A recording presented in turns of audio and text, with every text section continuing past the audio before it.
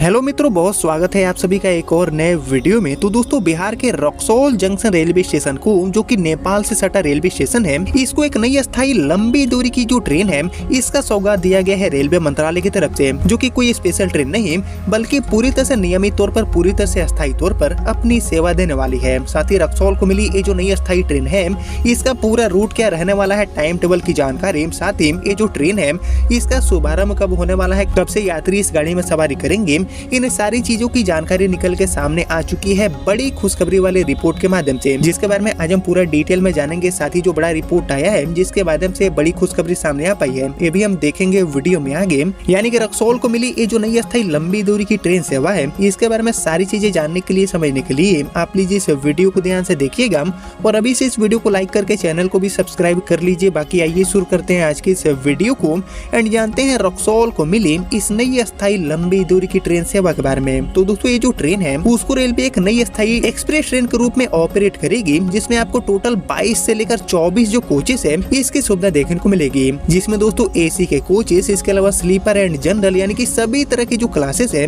इसकी सुविधा railway provide करने वाली है। यानी कि हर वर्ग के जो यात्री हैं उनके लिए ये गाड़ी सीधे तौर पर उपयोगी साबित होगी। और जैसा कि आप जानते हैं कि रक्सौल जंक्शन से बिहार के अलावा बड़ी संख्या में जो नेपाल के लोग हैं वो भी यात्रा करते हैं। यानी कि रक्सौल जंक्शन को अगर कोई भी नई ट्रेन मिलती है तो इसका जो बहुत बड़ा असर है वो काफी बड़ी संख्या में अपने देश, साथ ही पड़ोसी देश नेपाल के जो यात्री हैं उनके ऊपर देखने को मिलता है, उनका यात्रा आसान हो जाता है। और ऐसे ही रक्सौल को मिली ये जो नई अस्थायी ट्रेन है इसका भी बहुत बड़ी संख्या में जो यात्री हैं उनको सुविधा मिलने वाला है। तो आइए दोस्तों, मैं आपको सबसे पहले बताता हूँ कि रक्सौल को मिली ये जो नई लंबी दूरी की ट्रेन है एक्सप्रेस टाइप की, इसका पूरा रूट क्या रहने वाला है, गाड़ी रक्सौल से खुलकर कहाँ के लिए जाने वाली है, किस रास्ते गाड़ी चलेगी। तो इसको लेकर रेलवे से मिली जानकारी के अकॉर्डिंग रक्सौल को मिली ये जो नई अस्थायी लंबी दूरी की ट्रेन है इसका संचालन रक्सौल से तिरुपति के बीच में रेलवे करने वाली है। जी हाँ दोस्तों, धार्मिक नजरिए से बहुत ही ज्यादा इंपॉर्टेंट रूट पर ये गाड़ी रक्सौल से चलने वाली है, रक्सौल तिरुपति एंड तिरुपति से रक्सौल के बीच में एज ए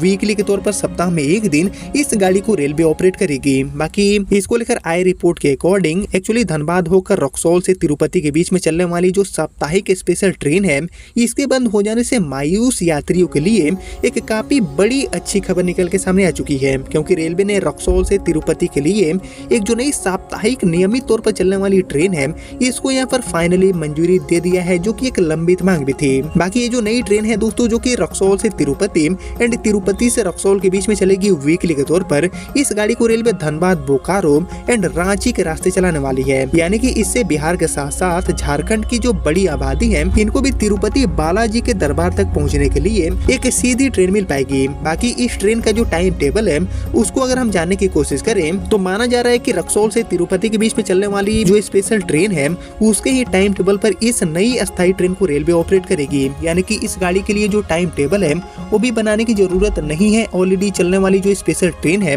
उसके ही टाइम टेबल पर इस गाड़ी को भी रेलवे ट्रैक पर उतारेगी। यानी कि रक्सौल एंड तिरुपति से प्रस्थान का समय एंड साथ ही ठहराव वाले स्टेशन भी पुराने ही रहने वाले हैं, उसमें भी कोई बदलाव रेलवे नहीं करेगी। इसके अलावा दोस्तों 5 साल से ज्यादा समय से स्पेशल का टैग लेकर साथ चल रही धनबाद से भुवनेश्वर के बीच में चलने वाली जो ट्रेन है इसको भी रेलवे बहुत ही जल्दी नियमित बनाने वाली है। बाकी इस ट्रेन का जो ठहराव है वो चंद्रपुरा में भी होगा, और अभी धनबाद से खुलकर पहला ठहराव बोकारो होता है, वहीं चंद्रपुरा में ठहराव शुरू होने की लंबे समय से मांग भी आ रही थी, जिसको लेकर अब मंजूरी पर मुहर लग गया है। बाकी स्पेशल के नियमित बन जाने से हर दिन लेट लतीफी से भी जो छुटकारा है वो कहीं न कहीं मिल पाएगा। यानी कि यहाँ पर बिहार के साथ साथ झारखंड के जो बड़ी संख्या में यात्री हैं उनकी भी सुविधा को ध्यान में रखते हुए रेलवे बैक टू बैक बड़े फैसले ले रही है। और इसी कड़ी में नेपाल से सटे बिहार में पड़ने वाले रक्सौल जंक्शन से ये जो नई अस्थायी वीकली टाइप की ट्रेन है जो कि तिरुपति की यात्रा को आसान बनाएगी, इसको यहाँ पर शुरू करने का फैसला लिया गया है। चल रही जो स्पेशल ट्रेन है